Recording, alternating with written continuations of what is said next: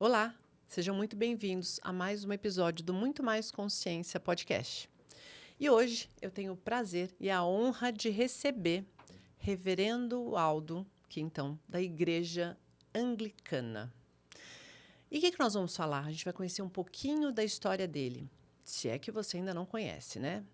Famoso, polêmico, muita capa de revista, mas eu digo outra coisa, um ser humano em que o templo que ele trabalha, ele atua intermediando Deus e você te acolhe. Isso foi o que me encantou.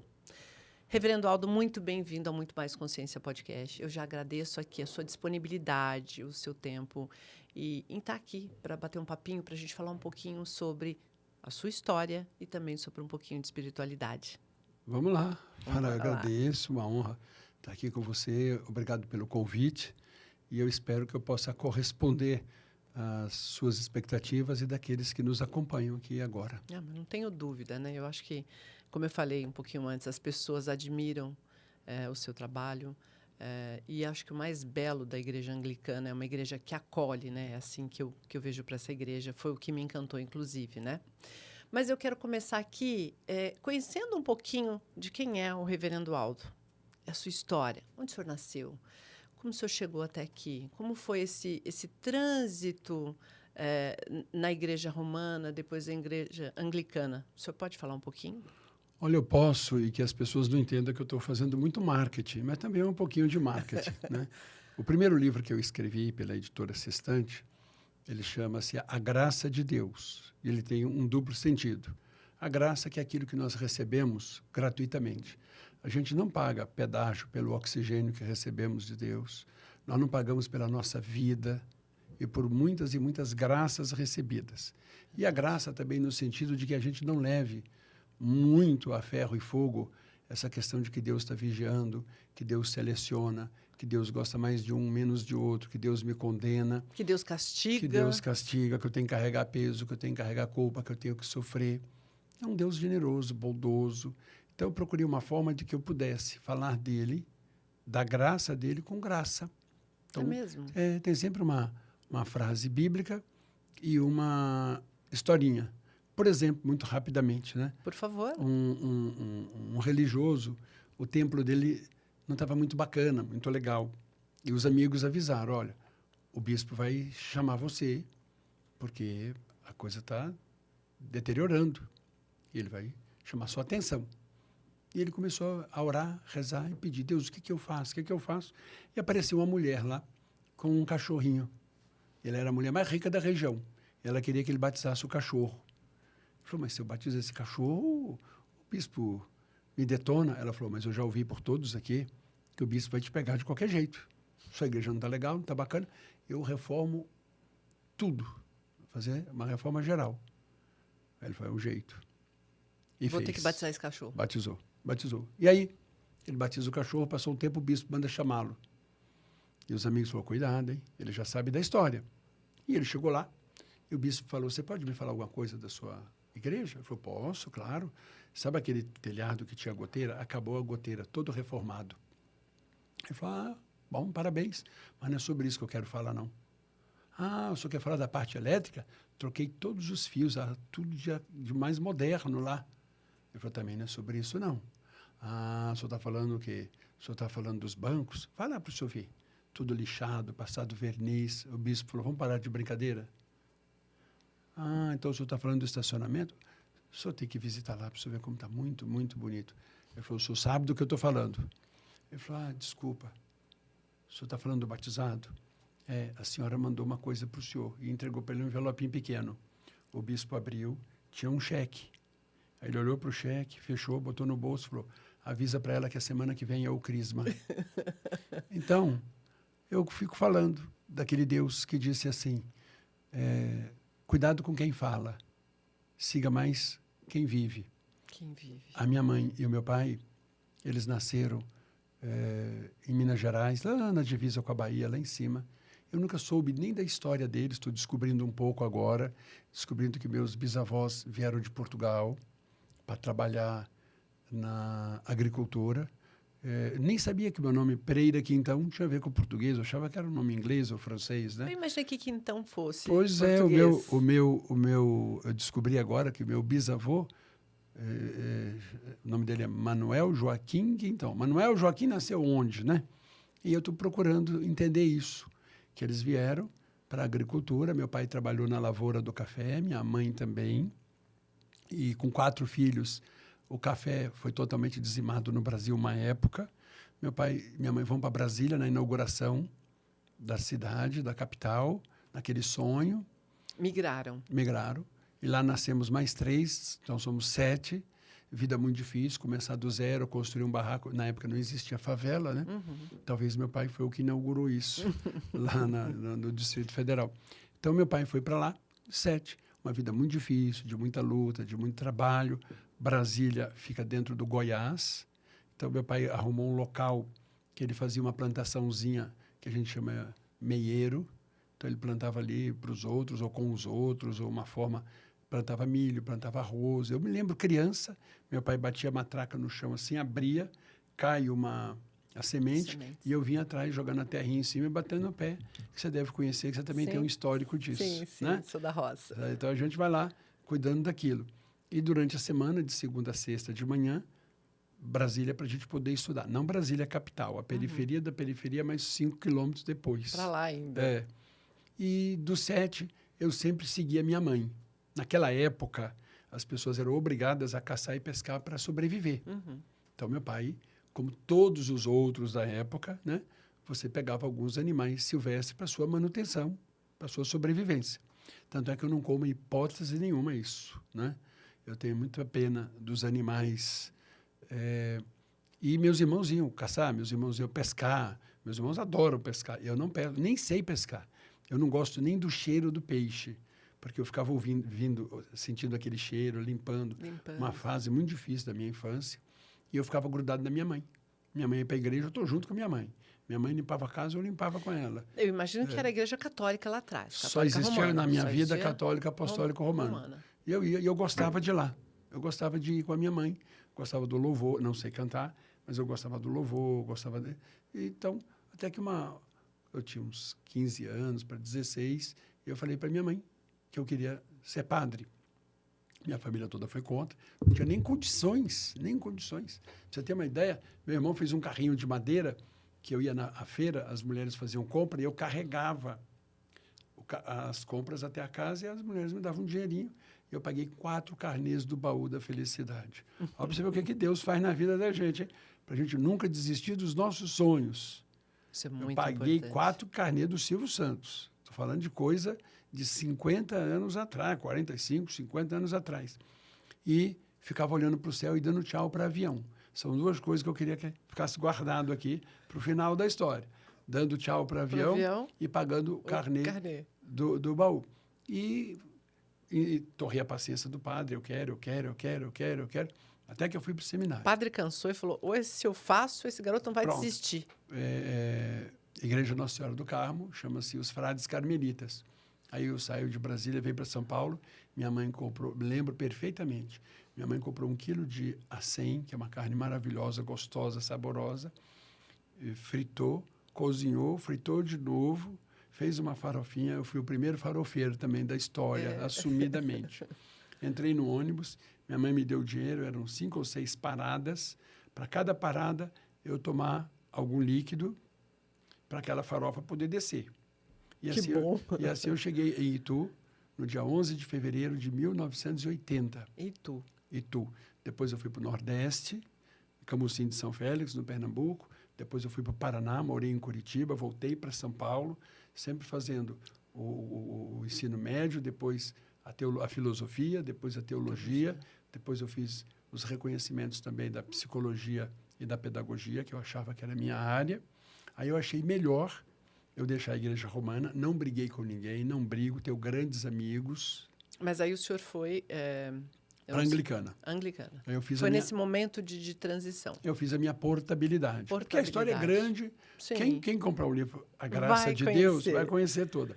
Então, para a gente não ficar muito preso nisso, mas eu saí. Então, por exemplo, não estou dizendo quem está certo e quem está errado. né? Mas eu acho que Estado civil, gênero e algumas coisas que você possa usufruir da ciência não tira o seu caráter. Uma pessoa não é medida se ela é casada ou divorciada ou se ela só vive com alguém. Uma pessoa não pode ser medida por ela ser hétero, por ela ser gay ou por ela ser assexuada. Isso não vai me medir. O que me mede é aquilo que o Cristo falou, que é o que eu acredito. Ame a Deus sobre todas as coisas e faça para o outro o que você gostaria que o outro fizesse para você. Perfeito. É isso. É nisso que eu creio. Ele é maior do que qualquer placa de igreja, ele é maior do que qualquer título, qualquer CNPJ. Então, é nele que... Agora, a única que me aceitou foi a anglicana. Tenho amigos evangélicos, tenho amigos protestantes, tenho amigo judeu, tenho amigo muçulmano, tenho amigo espiritualista, tenho amigos igrejas de matriz africana, tenho amigos ateus, tenho amigos que nem sabem o que são, né? Eu também não sei, aí nós estamos todo mundo juntos. Está todo mundo bem. Aí a gente vai caminhando. E na igreja anglicana, quando eu cheguei, eminentemente britânica. É um prédio construído pelos ingleses, o único construído na cidade de São Paulo. Não que não haja outras comunidades, Sim. mas construída pelos ingleses só essa. Aí eu não sei inglês, sou caipira, sou filho de caipira e chego numa igreja inglesa que está fechando porque não tem mais ingleses. Todas as empresas foram embora. British Airways, Lloyds Bank e tudo por aí afora. Aí eu estou ali. Aí comecei do zero. 4, 5 pessoas nas minhas celebrações. Hoje, aos domingos, 3.000, 3.500 pessoas. E o que eu resolvo fazer, então? Me basear na caridade e na bondade para com as pessoas, mesmo eu não sendo uma pessoa boa e caridosa, mas eu me exercitando nisso. É um exercício. É exercício.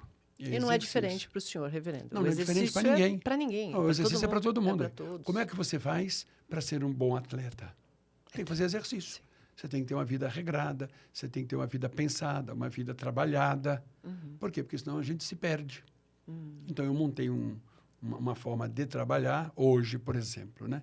Os nossos projetos sociais, eles são auditados. Eu tenho juízes no conselho da igreja. Essa era uma pergunta que eu queria fazer. A igreja anglicana tem muitos trabalhos sociais que eu acho que as pessoas não conhecem. O senhor pode mencionar aqui? Eu sei que tem um grande na Paraisópolis. Posso. Eu estou falando da Catedral Anglicana de São Paulo, Sim. da qual eu sou responsável. Então, quando eu estava começando o meu trabalho, eu ainda vendia o almoço para comprar a janta. O negócio ainda estava difícil. Mas vieram 3 mulheres para falar comigo, porque elas me conheciam, porque eu fui professor no Colégio Pio XII, que fica perto do Paraisópolis. É um colégio das Irmãs Franciscanas Americanas. Eu estava dando aula lá. Então, o pessoal me conheceu, porque eu gostava de fazer um trabalho entre os alunos do colégio e a comunidade. E foi uma época, não sei se você vai lembrar, Fara, que tinha muito fogo, pegava muito fogo nas comunidades. Alguns dizem que era para receber o auxílio aluguel, outro era uma coisa, não sei o que acontecia, mas tinha muito fogo. E as mães ficavam preocupadas, por quê? Porque elas saíam para trabalhar e elas amarravam o filho em casa. A gente não pode julgar, não tem como julgar. Não tem como. Você tem 2 crianças, 3, uma de 2 anos, 3 anos, 4 anos. Você é obrigada a sair de casa para trabalhar, você é uma mulher sozinha. Se meu filho abrir a porta e for para a rua, vão matá-lo, vão sequestrá-lo, vão abusar sexualmente dele. O que é que eu faço? Então, ela amarrava, deixando, claro, a perninha não muito apertada, e amarrava em algum lugar da casa e deixava a comida no chão para a criança comer. Na minha opinião, parecia uma vida pior, né, de que quem tem um animal de estimação. Que é assim que a gente faz com o animal de estimação. Você sai, deixa a garrafinha d'água, que ele vai bebendo, a água vai sendo consumida, e você deixa no potinho a ração. E elas falaram comigo, eu falei, então, o que eu faço? Então, o que eu fiz? Eu comprei uma casinha bem simples e humilde dentro da comunidade do Paraisópolis, chamado Grotão. Era em cima, literalmente, do esgoto. A gente olhava embaixo, passava o esgoto, era madeira cruzada, e eu consegui um fogão, uma geladeira, umas mesinhas e uma senhora para cozinhar, Dona Nilza, e a filha dela, Regina, para cuidar das crianças. E as mães, cada uma dava uma contribuição para que aquelas 2 mulheres pudessem cuidar das crianças. E a minha obrigação era trazer o arroz, o feijão, a carne, os insumos. E aí começou. Aí outras mães acharam legal. Ah, posso trazer meu filho? Aí de 7 foram para 10. 10 para 13, 14, 15. Aí eu comprei a laje do lado. Só a laje, embaixo uma família. Aí na laje eu aumentei. Aí o prédio cresceu. Aí eu fui para 30, 40. Chegou uma hora que eu estava com 200 crianças. E eu fiz vários casamentos. Por exemplo, eu casei uma das filhas do Silvio Santos. Eu casei o herdeiro da TAM. Essa é outra pergunta que eu ia fazer. Vamos chegar lá, peraí. O senhor é o casamenteiro. Aí casei o herdeiro da TAM. Então, você veja, eu dava tchau para avião. De repente eu estava de frente ao dono da TAM, Maurício Rolim Amaro, que somos muito amigos hoje. Foi a pessoa, individualmente, o que mais colaborou financeiramente e acreditou em mim, foi ele. Eu casei Julian Thomas, CEO da Hamburg Süd, a maior empresa de navegação da época. Então, o que eu fiz? Juntei os dois. Eu falei, vamos conhecer um projeto comigo? Eles foram, viram, se condoeram.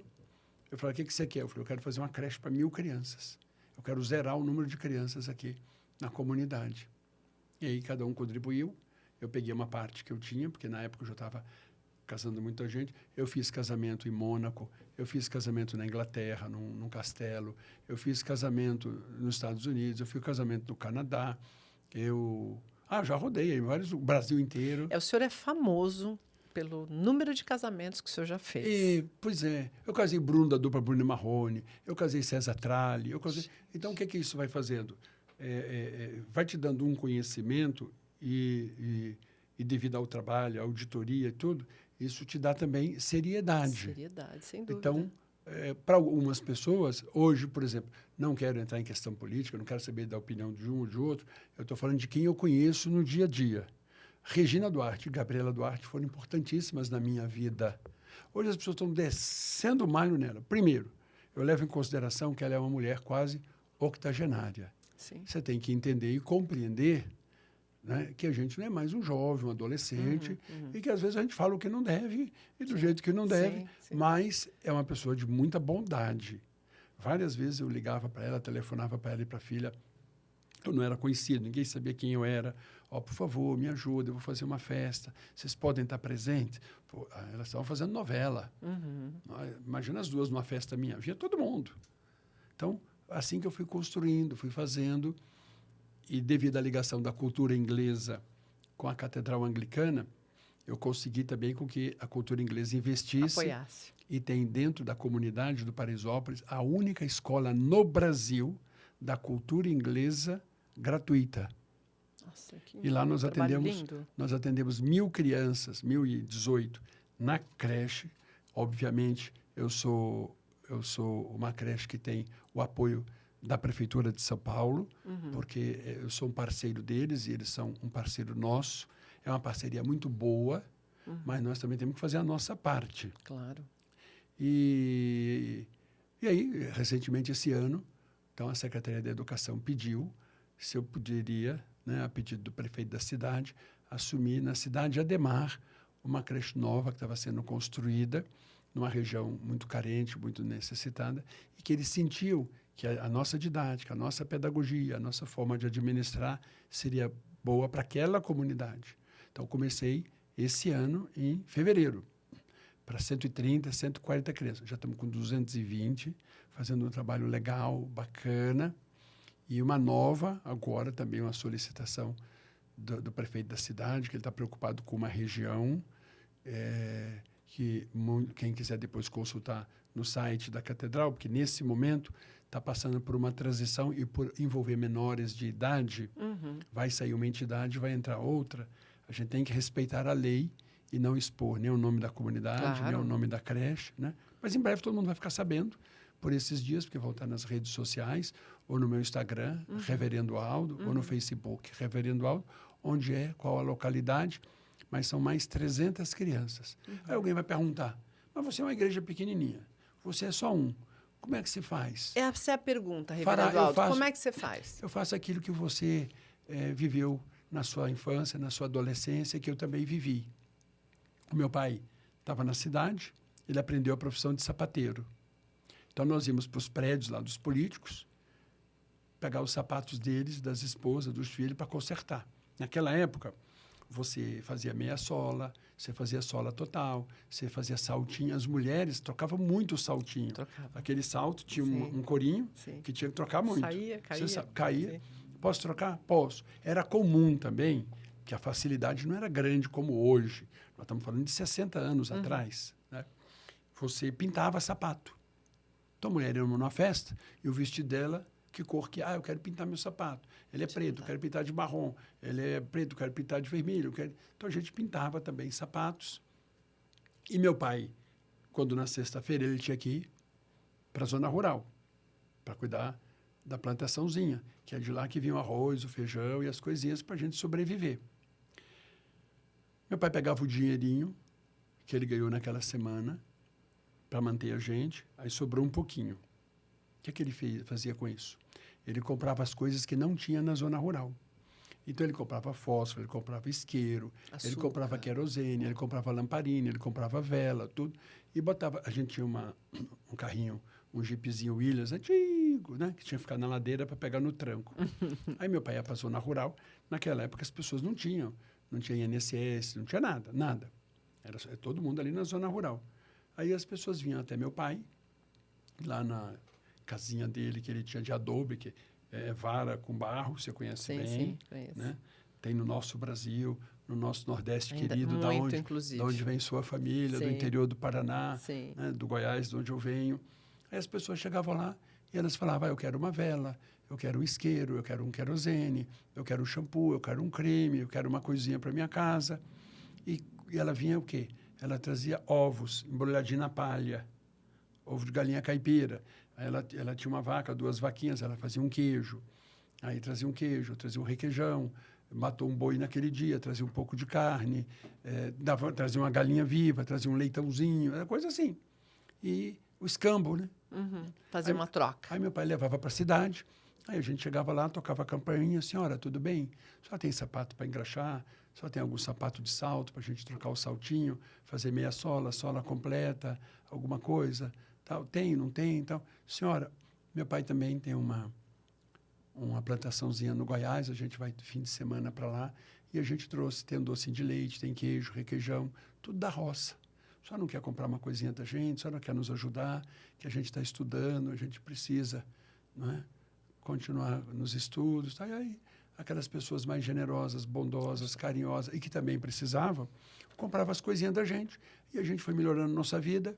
Meu pai fez uma casinha de alvenaria, melhorou a vida dele. Aí eu chego na Catedral Anglicana de São Paulo, saindo da Igreja Católica Romana, onde eu tinha tudo. É a maior igreja cristã do planeta. Sim, do planeta. E eu venho para a menor igreja da cidade de São Paulo. Porque, como eu lhe disse, construída pelos ingleses, só tem uma. Uma. E eu começo a trabalhar lá. Aí vem esse projeto social. Aí eu começo a pensar, o que eu faço? Então, eu vou te falar hoje.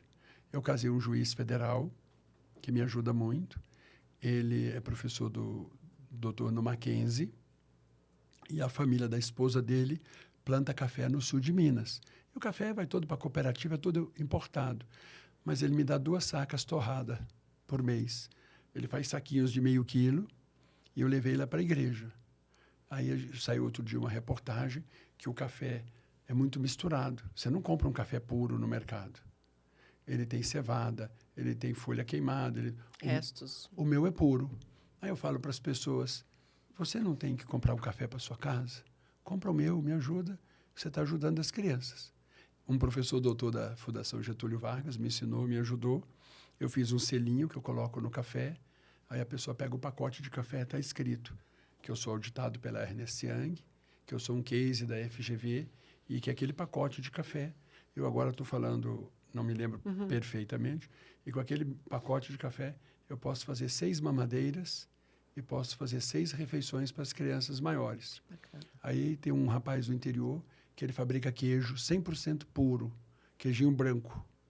Tem que ser consumido na semana, porque não tem química. Aí eu vendo queijo. Lembrou da minha infância? Lembrei. Então dá o adesivozinho lá no queijo. Se você comprar um queijo desse, eu faço tantas mamadeiras, eu faço tantas refeições e eu compro tantas fraldas. Aí esse Maurício Amaro, que a TAM foi vendida para a Latam, Hoje ele mora com a família dele na Europa, mas ele continua me ajudando. Ele me manda um leite que chama Leitíssimo. Já comprei. Já Muito comprou? bom, já No comprei. Leitíssimo. Então, eu vendo Leitíssimo e com o Leitíssimo eu ajudo lá. E uma senhora que tem uma fábrica de massas, massa de pastel, massa para lasanha, tudo, ela me doa também uma certa quantidade. E aí várias outras pessoas. Tem alguém que fala, olha, eu faço pão de mel, olha, eu faço cookie, olha, eu faço isso. E vai me dando. Tudo isso reverte. Igreja não é comércio. Igreja não é supermercado, não é Não, loja, não é nada. Ela não pode comprar e revender. Mas o que ela ganha, ela pode E vender reverter como em bazar. favor de uma obra. Então, e aí eu tenho, como eu falei para você, eu tenho um professor doutor da FGV, ele está lá na igreja, nas missas, todo domingo. Ele trabalha muito, ele é muito colega do Paulo Guedes. Então, você tem pessoas de altíssima credibilidade. Sim. Ele está lá à disposição. Se você quer saber onde está o dinheiro, conversa com ele. Você quer saber onde é que é feito o investimento? Fala com ele. Eu tenho uma boa festa junina, muito grande, muito boa. Muito famosa. Esse ano nós tivemos 10 mil pessoas presentes. Eu sei por quê. Porque a gente vende a pulseira, a gente é auditado. Então, a pessoa compra a pulseira, no que não dá direito a nada. A pulseira ela é baseada num pacote de arroz. Porque em cada creche eu tenho um mercadinho. Esse mercadinho, a mãe compra com 30% de desconto. 30%. 70% é bancado pela igreja. Aí você vai falar assim, mas por que você vende? Por causa do Luiz Gonzaga no Nordeste. Quando eu morei lá e estudei lá, e eu ouvia ele cantando, e ele cantava uma música que dizia assim, seu doutor, uma esmola para quem é são, ou lhe mata de vergonha, ou vicia o cidadão. É linda Então, essa composição. A mãe está desempregada? Tô. Então leva a cesta gratuita e faz um curso com a gente e vem para o mercado de trabalho. Estou trabalhando? Estou. Então vem aqui e compra com 30% de desconto. É muito justo isso, então né? É isso. É um trabalho admirável. Não é um tem grandes lindo, segredos, né? não. Mas é a comunidade, não sou eu. A comunidade, pegou tem um mesmo. líder, né? Pegou. A comunidade pegou. E abraçou a causa. Semana passada, para ver se aceitava ou não a creche, eu convidei todos os voluntários para ter uma reunião. Eram quase 200. E eu falei, assumo ou não assumo essas novas crianças? Por unanimidade, eles falaram, vamos assumir. Eu falei, a situação nossa não é excelente, é boa, mas não é excelente. Mas o desafio, imagino que seja... Não, vamos assumir. Eu falei, então vamos vender queijo, vamos vender café. Vamos vender, se o trabalho segue, vamos vender vamos vender massa de pastel. Reverendo, sua igreja é conhecida porque casa pessoas do mesmo sexo? Olha, tem um programa que eu gosto muito, e eu passei até a ter uma visão diferenciada dele, e quero dizer para você, falar que você continue com o seu trabalho, não desista, não desista. A gente tem que acreditar. Eu já fiz missa para 4 pessoas, mas não desisti, não desisti. Eu não me apego a nenhum CNPJ de igreja, mas existem histórias lindas de várias religiões, né? Sim, como a vida do Gandhi é bonita e ele era, né? Você tem em todos os locais, mas tem uma história muito linda que eu acho muito bonita. Acredito e espero que seja verdadeira. Se não for também, ela me ajuda muito. De São Francisco de Assis. Que é o meu, que admiro, que é o meu... Porque ele era, para quem não sabe, ele era de uma família muito, muito, muito abastada. E como ele fazia muita caridade, o pai dele resolveu tirar dele o que ele tinha. E aí, no dia do julgamento, lá diante do juiz, que o pai foi para pedir para tirar o filho da sucessão e da família, ele pegou e tirou a roupa e ficou nu. Ele falou, então eu te devolvo até a roupa. Saiu. E ele começou o trabalho dele, ele começou um trabalho de caridade, e um dia ele bateu na porta. Antigamente não tinha campainha, não tinha nem luz elétrica. Você batia palma nas portas, você batia palma. E quem o atendeu era um dos homens mais ricos da cidade, segundo ele, falando. E ele estendeu a mão e falou assim, eu tenho um projeto, eu cuido de pessoas, você pode me ajudar? E ele falou, perfeitamente, e cuspiu na mão dele. Então, ele disse que limpou a mão no hábito, falar, isso verdadeiramente eu mereço. Agora, o senhor me dá o de Jesus. Não é? Que lindo. Então, eu acho que, creio que, quando você faz algo com amor, com carinho, você para de se preocupar com gênero, com cor, com raça. Aí, voltando no seu trabalho, eu fui no Amaury Júnior. Foi uma época que eu tinha ido no Silvio Santos, no Jô Soares, no Faustão, Aí depois eu falei, pô, vou no Amaury Júnior. Assistia Né? a todos. O Amaury Júnior só fica naqueles casamentos chiques, aquelas festas. O que eu vou fazer lá? Foi um dos melhores programas que eu fui. É mesmo? E foi lá que Deus me ajudou a ter uma tirada que foi importante na minha vida. Ele perguntou, é verdade que você casa gays e que você casa divorciados? Eu falei, não, é mentira. Eu só caso ser humano. Que lindo isso. Eu só caso gente. Quando é o dia de São Francisco de Assis, as igrejas benzem os animais, você sabia? Não, eu não sabia. Benze animal, benze os animais. Aqui na cidade de São Paulo, o pessoal costuma levar cachorro e gato para benzer. Para benzer. De onde nós viemos, da nossa realidade, às vezes a pessoa fala assim, por favor, abençoa meu gado, abençoa minha vaca. Eu preciso que ela dê leite para manter minha família. Eu preciso que as minhas galinhas possam pôr, porque eu preciso alimentar meus filhos. Aquilo para eles é a salvação. Como se dizia antigamente, é a salvação da lavoura. É a salvação da lavoura. Reze, por favor, para chover, não é? Preciso que chova. E eu acho bonito que você abençoe os animais. Onde eu morei, no Nordeste, abençoava o jumento. Porque todo mundo tinha um jumentinho. Todo mundo tinha um jumentinho. Aí, eu acho isso bonito. Eu acho bonito o dia de São Cristóvão, quando a pessoa pede para benzer o carro. Aí aqui na cidade, dependendo da paróquia, benze cada carro lindo, chique, bonito. Faz uma fila de a cidade vai ficando mais simples, mais humilde. Aí você benze muito Brasília, muito Fusca. Não tem não mais. É? Bicicleta, tem. Ainda tem. Na alta periferia de São Paulo, se você for, você encontra muita Kombi, muita Fusca, muita Brasília, você encontra muito. E eu acho bacana isso também. Aí os nossos irmãos evangélicos, eles benzem a água, eles benzem uma toalhinha para você levar para casa, benzem um sabonete para você tomar banho em casa, benzem uma toalha de banho para você se secar, tudo isso eles fazem. Aí eu estava num debate, num programa de TV, estava um padre, estava um espiritualista e estava um pastor. E eu entendo e aceito e respeito, eu respeito que eles não façam união homoafetiva, que eles não tenham interesse de casar os divorciados, que eles não achem, não concordem que uma mulher possa fazer tratamento para engravidar, que não use o método contraceptivo. Ok, eu concordo, eu aceito que eles podem ser assim.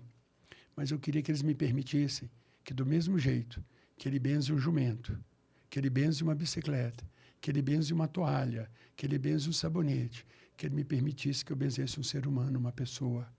É isso. É um valor humano, né? Então, é isso. E eu particularmente entendo, reverendo, que dentro da minha simplicidade, como eu falei anteriormente, né? Eu transitei por religiões, eu fui aprendendo nas religiões, mas eu sempre tive Deus e fé. Eu contei até um episódio onde eu fui excluída de uma igreja, né? Se faz mesmo um ato, uma assembleia te exclui, né? Mas eu nunca me senti excluída de Deus. E eu acho que, de fato, Deus não exclui ninguém.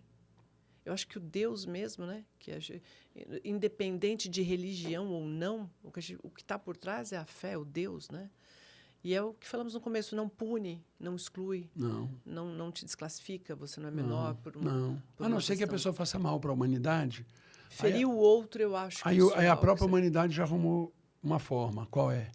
Já que você quer ficar à margem da sociedade, que a gente chama de marginal, então a justiça vai cuidar de você.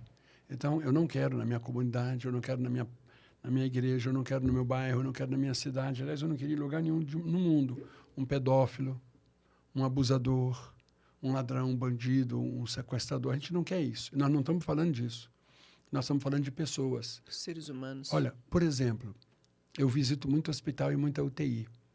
Eu vejo muito pai, muita mãe, às vezes chegando na UTI com o filho, chegando com o neto, ou chegando com alguém da família que você ama muito. Imagine você numa situação, aí você chega no hospital e aquela pessoa que te acolheu ali, o médico ou a médica, ele pode salvar a vida de quem você ama muito. Aí eu faço uma pergunta. Você vai questionar o médico ou a médica, tipo assim, qual é o seu estado civil? Qual é o seu gênero? Você vai falar isso? Não. E por que quando ele precisa de você, você fala? Quando ele foi útil para você, você não fez questionamentos.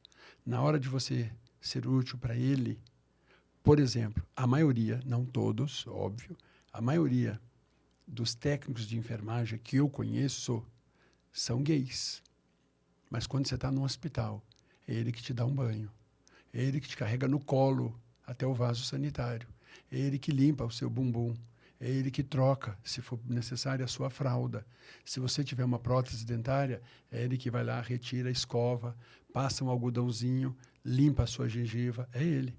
É Ele que põe comida na sua boca quando você está deitado numa cama. Agora, quando Ele precisa de você, Ele não é mais gente, Ele não é mais ser humano. Ele é o quê? E quem somos nós, né, reverendo, para julgar o outro, o que o outro é, né?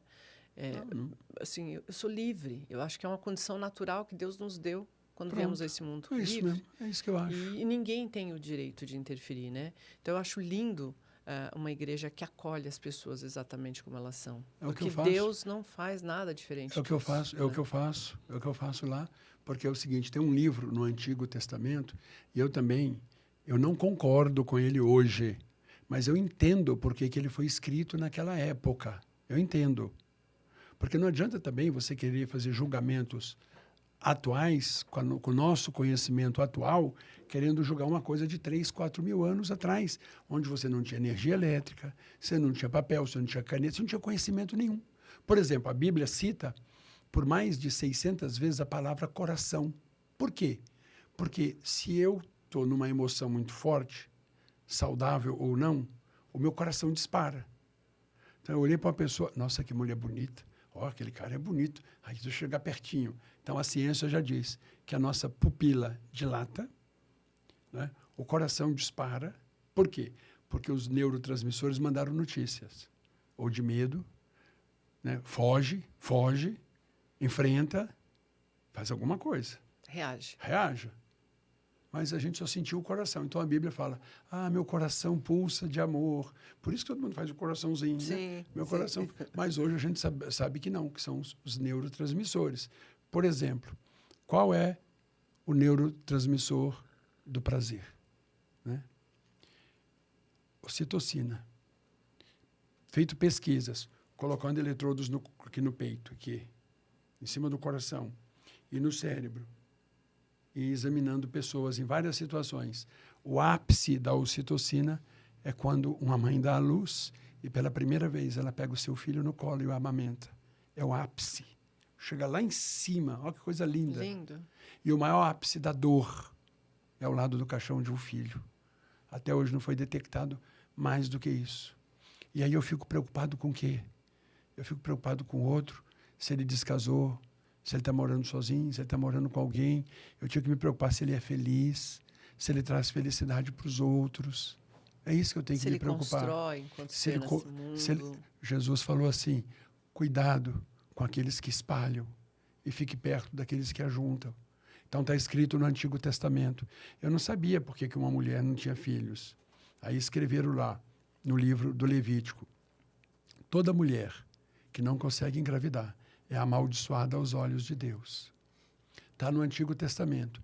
Mulher com cólica e expelindo sangue, saia de casa e vai espiar os seus pecados lá fora, porque foi você que trouxe o pecado para o mundo. Está na Bíblia.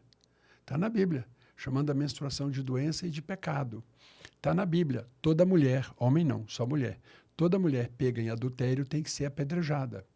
Está na Bíblia. Toda pessoa com especialidade não pode participar do altar de Deus. Eu não sabia que aquela pessoa tinha. Ela caía no chão se batendo, eu falava, é o demônio. Hoje a gente sabe que é epilepsia. Sim. Hoje a gente sabe que a mulher pode ter um ovário policístico, que ela pode ter a endometriose, mas na época eu não sabia. Não sabia. Eu jogava tudo pro demônio. Sim, eu jogava na pro conta do demônio. Aí, nossa, aquele rapaz não gosta de menina. Nossa, aquela menina não gosta de menina. É do demônio, vai pro inferno. Nem sabe o que se passa com a pessoa. Eu posso ter uma paralisia infantil. Está arrastando o pé? Não vem para o altar, não. Aquele ali não enxerga bem. Nasceu sem a visão. Pecador. Aquele não escuta bem. Pecador. Era tudo assim. Aquele é leproso. Tira ele daqui. Aí vem Jesus. Aí fala assim, ó, essa mulher aí pecou. Aí Jesus atira a primeira pedra. Aquele que não tem pecado. Aí ninguém atirou. Aí vem o leproso. Não se aproxima, não. Aí eles gritam, Senhor, tem misericórdia de nós. Aí ele cura os 10. Os 10, só um que volta para agradecer. Mas ele não parou de fazer milagres. Olha que coisa linda. Sim. Dos 10, um volta para agradecer. Ele não era judeu, ele era de fora da região. Ele era migrante. E só ele que veio agradecer ao Senhor. Ele está passando no caminho, o cego de Jericó começa a gritar, Senhor, tem misericórdia de mim. Aí Jesus falou, o que você quer? Ele falou, eu quero ver, Senhor. E o pessoal, sai daqui, não fica gritando, não. Não podia nenhuma mulher se aproximar de um homem em público. Não podia nenhuma mulher ficar gritando na rua. Ela era considerada louca, doida. Aí Jesus está passando com os apóstolos e uma mulher grita. Ele para e quer saber o que está acontecendo. E ele vai lá e cura a filha dela. Aí ele está andando com a multidão. Aí vem uma outra mulher, fura o bloqueio. Olha aí, uma multidão. Você imagina, terminou um jogo de futebol e está aquela multidão ali. Ela vai e fura o bloqueio. E ela, não, ela estica a mão assim. Aí diz a Sagrada Escritura que a ponta da roupa de Cristo tocou na mão dela. Aí ele parou. Aí ele falou, quem foi que me tocou? Aí os apóstolos, Senhor, olha a multidão que está aqui. Aí ele falou, quem foi que me tocou? Ou seja, você pode ter 3.000 pessoas no templo orando. Ou fora, onde for. Ele vai sentir aquele que tocou com amor, com carinho, com verdade, com coração. Aí a mulher falou, fui eu, Senhor. Fui eu. Aí a Bíblia diz que ela tinha uma grande hemorragia. Aí Jesus olhou e falou assim, a tua fé te curou. Então olha que homem bom. Sim. Você não tem uma citação de Jesus. Uma. Não existe. Saia de perto de mim, o divorciado. Saia de perto de mim, o gay. Saia de perto de mim, o que não venceu na vida. Não tem. Não tem. Ele só uniu, reuniu, trouxe. Ele pediu apenas que a gente não deixasse na comunidade aqueles que fazem mal para a comunidade. Isso ele falou. Isso ele disse. Sim, se o que eu faço fere o outro, isso é um problema. Então é porque você não está aqui. Então, esse é o trabalho que eu procuro fazer. Eu vou repetir para você. Eu não sou uma pessoa boa. Eu sou um ser humano igual qualquer um outro. Mas eu não vou negar que eu trago na minha vida aquilo que eu passei, aquilo que eu vivi. Não sou uma pessoa de ficar sofrendo, me autoflagelando, né, me vitimizando. Não, eu não moro mais num barraco de madeira. Eu não preciso mais dormir num colchão de capim. Eu não uso mais roupas feitas com saco de açúcar. Eu não uso mais isso. Mas eu usei. Eu e meus irmãos, a gente ia na padaria, um senhor lá, que ele tinha o pão velho no fim do dia, com uma panela. Eu tinha vergonha de que essa panela... Eu tinha, vou negar, né? Eu era pré-adolescente, eu não queria que as meninas que tem vergonha de tudo, inclusive. Por quê? Porque você não comprava o pão na padaria quentinho, não. Comprava no fim do dia, porque aquilo já ia mesmo para o descarte. Aí eu não lembro quanto, comprava por um preço baratinho. Então, eu trazia aquele pão. Aí minha mãe criou o pão na chapa. Foi minha mãe. Ela tem que fazer a certificação. Minha mãe abria aquele pão e colocava na frigideirinha. A gente comia aquele pão torradinho, bem gostoso. A minha mãe ia no mercado, eu fui muito com ela no açougue. Quando o cara está limpando a carne, minha mãe comprava aquilo que limpou. Ela fazia uma friturinha com aquilo, aí dava uma gordurinha, o torradinho ela fazia uma farofinha para gente, e a gordurinha ela usava para fazer o arroz e o feijão. Então, eu tenho orgulho da minha mãe, eu tenho orgulho do meu pai, eu tenho orgulho da minha história. E se Deus permitiu, apesar que eu trabalhei muito por isso, que eu pudesse estar onde eu estou e que eu pudesse ter os conhecimentos que eu obtive, tê-los.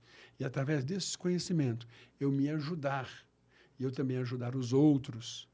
Quando você está num avião, o comandante fala assim, se esta aeronave despressurizar, cairão máscaras de oxigênio.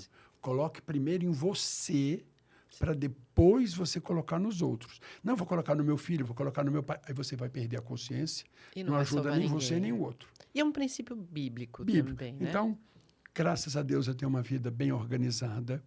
Eu não sou uma pessoa de grandes rendimentos, eu não tenho relógio que custou não sei tanto, eu não tenho sapato que custou tanto, e nem sou contra. Eu acho que a pessoa que trabalha, que luta, Pode tem fazer que o ter aquela bolsa que sonhou, que ela tem que ter deseja. aquele sapato É um que direito. sonhou. Eu tenho uma capa de Veja, eu saí várias vezes na Veja. Uma delas, quando saí na capa, lá está escrito assim, fé, botox e celebridades. Eu ia perguntar sobre essa Pô, revista. aí pergunta, Eu fiquei não, com medo aqui, não, reverendo. medo de Pergunto, não quê? pergunto. Não, E eu não tenho achei nada, muito interessante. mas eu não tenho Eu nada que amei aquela capa de esconder. revista. Eu não tenho nada que esconder. Eu não uso o Botox porque o Botox não pega em mim. Se alguém que está nos ouvindo for dermato, sabe o que eu estou falando. Não pega. Então, eu não tenho condição de usar. Mas se eu tivesse, se pegasse, eu gostaria de ter. Eu tenho 62 anos. Não se iluda que o meu cabelo não é branco. Eu vou ao cabeleireiro, né? Então, o Helder é um cabeleireiro. E o Helder, ele fala assim, Rev, eu não estou lá na creche, eu não trabalho na creche, mas eu admiro o seu trabalho. Então, deixa eu cuidar de você, deixa eu cortar seu cabelo, deixa eu fazer o que você quer, como se eu estivesse lá presente. É a doação dele. Tá bom, então eu vou lá. Ele dá um tratozinho aqui, eu gosto, eu me sinto bem. Sim. Aí quem não sente? Não faz. Não faça, e tá tudo Não certo. faz.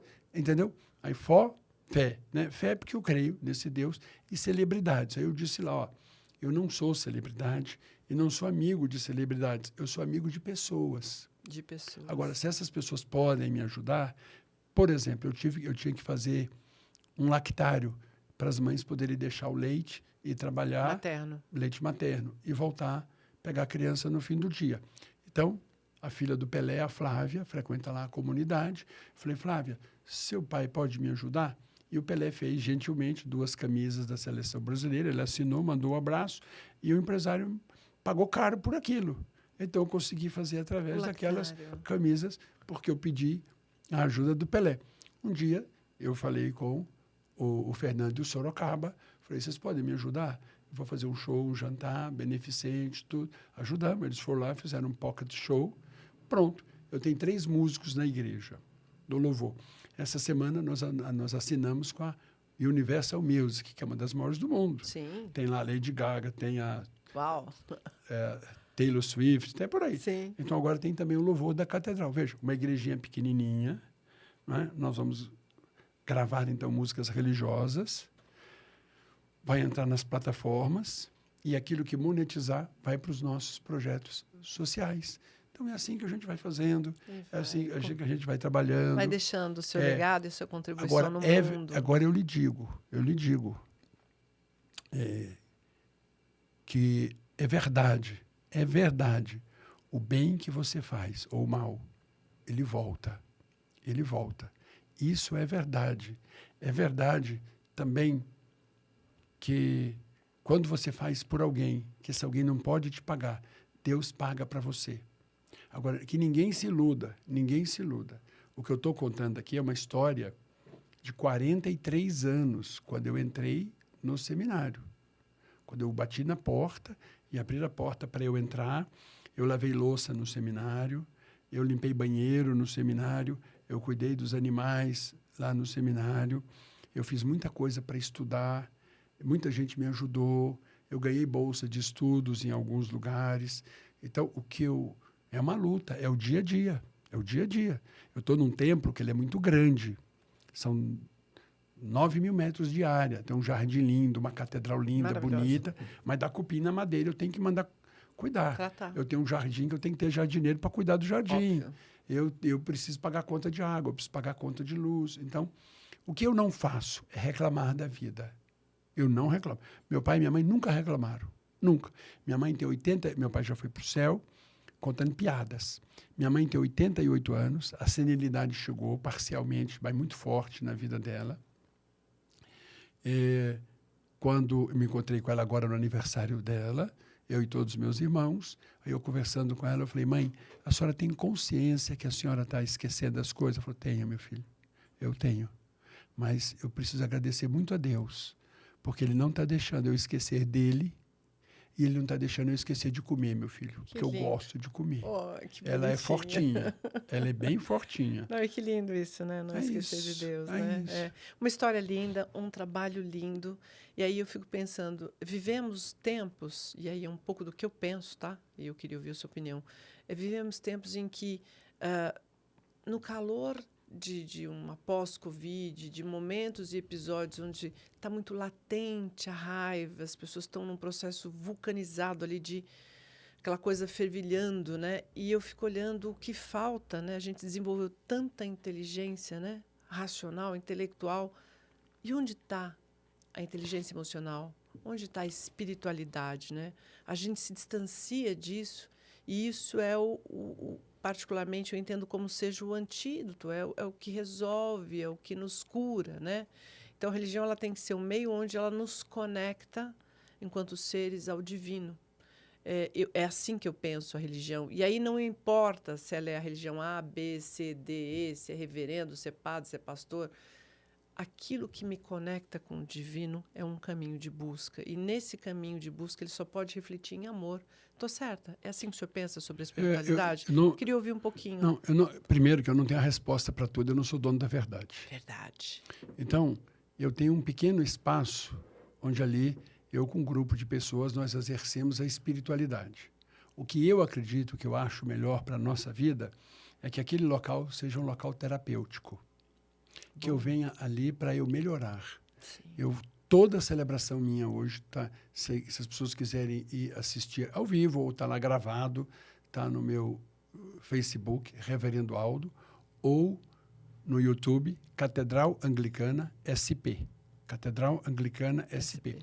Toda a celebração minha, toda, tem um momento que diz assim, se você veio aqui por obrigação, se você veio aqui por culpa ou por medo, mude sua forma de ser.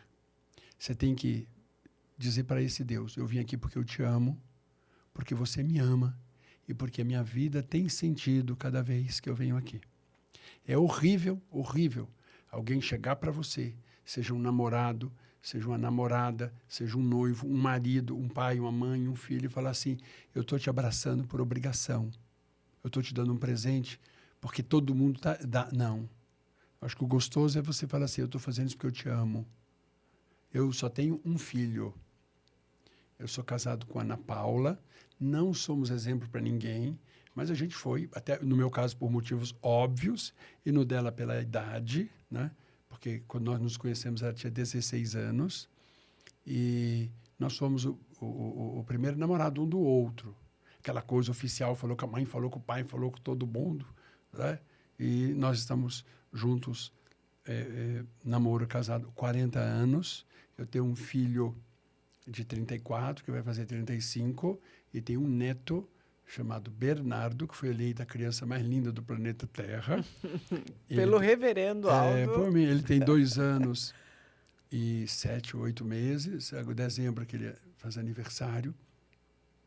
Eu gosto de dizer para ele, eu te amo, eu sou apaixonado por você. Então, quando o meu filho pede, e eu que peço também, quando eu fico com ele, eu fico por prazer. Eu fico porque eu gosto, porque é gosto. Ai, meu Deus do céu, vem meu neto para minha casa. Ai, então não traga, então não chama.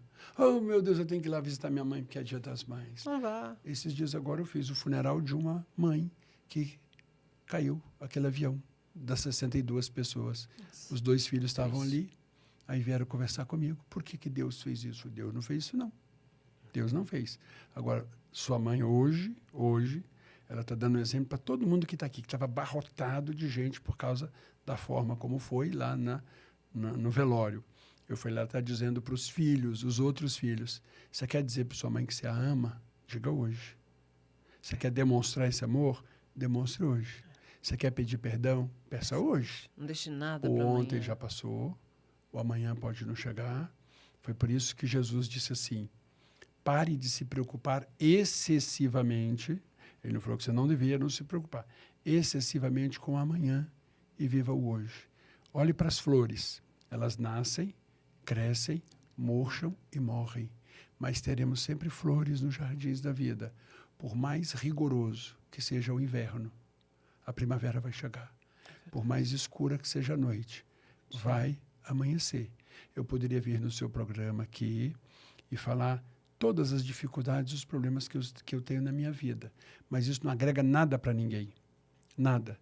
Isso aqui eu vou lutar e vou vencer.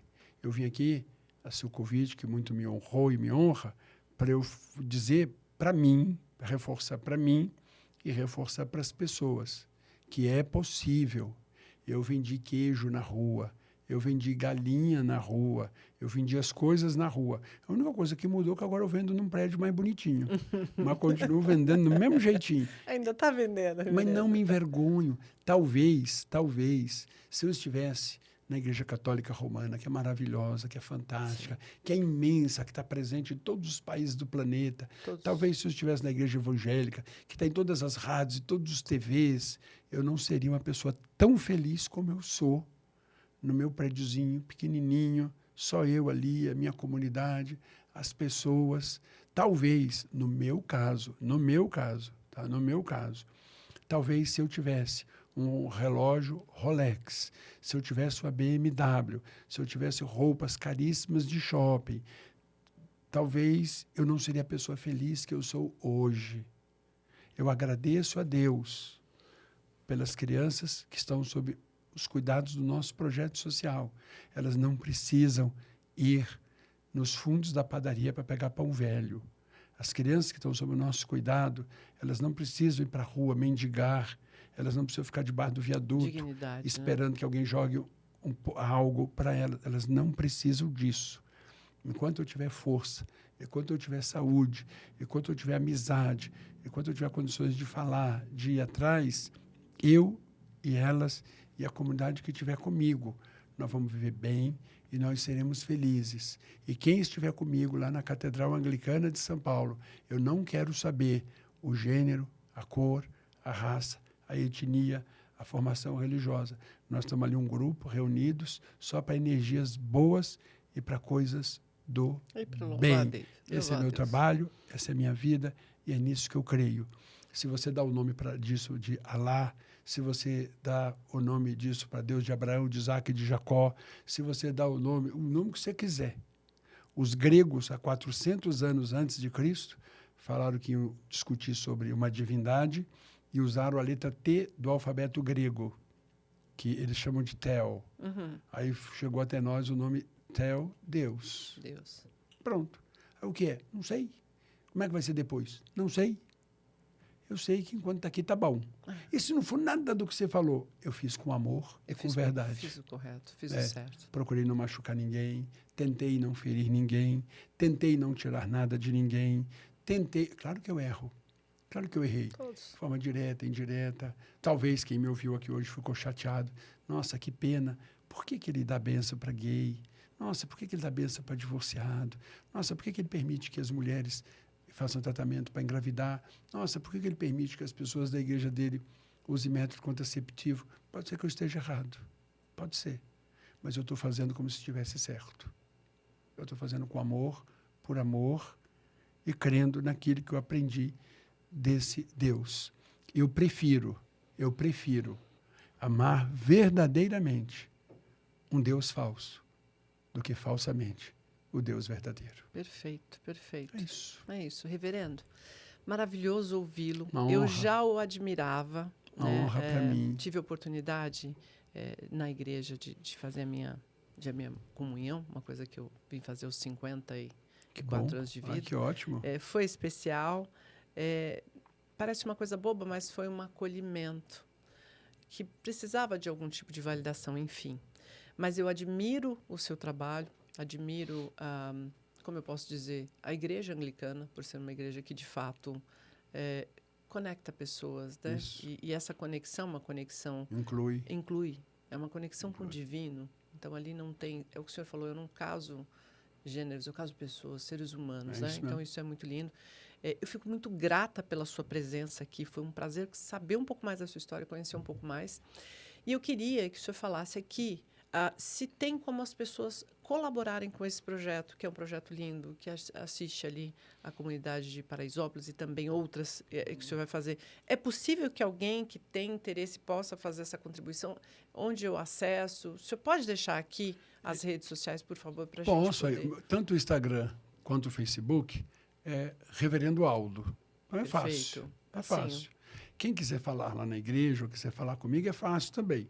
Porque você tem o mais famoso é o Google, né? Uhum. Se você Jogou lá. Se você colocou lá Catedral Anglicana de São Paulo ou jogou Reverendo Aldo, você chega até onde eu estou. E eu acho que a melhor forma, é a pessoa conhecer. Perguntaram para Jesus, né? Sobre essa qualidade de vida, perguntaram para ele como é que era tudo. Aí ele falou assim: vinde e vede. Eu acho que é isso aí que é legal e que é bacana e que faz bem, né, para gente, para as pessoas. Quando você vê, quando você olha, quando você participa, quando você está com outras pessoas. Então, isso te faz bem e faz bem. E é maravilhoso. Eu acho. Faz sentido. Eu gosto e estou lá, né? Estou nessa. Muito obrigado pela Uma sua honra. presença. Eu queria deixar uma Obrigado lembrancinha do podcast do Muito Mais Consciência, bacana. com muito carinho, é só uma lembrancinha mesmo. Tá. A Michael Bag, espero que você faça aí uso, Deixa né? eu mostrar para sua as pessoas esposa. o presente que eu estou ganhando aqui, ó. Ó, linda. Olha aí, ó. A bag que eu vou... Oh, boa ideia. Você sabe que outro dia eu vou deixar no meu carro, sabe por quê? Eu passo sempre, quando eu estou indo da igreja para casa, eu passo em frente ao mercado municipal de Santa Amaro. Uhum.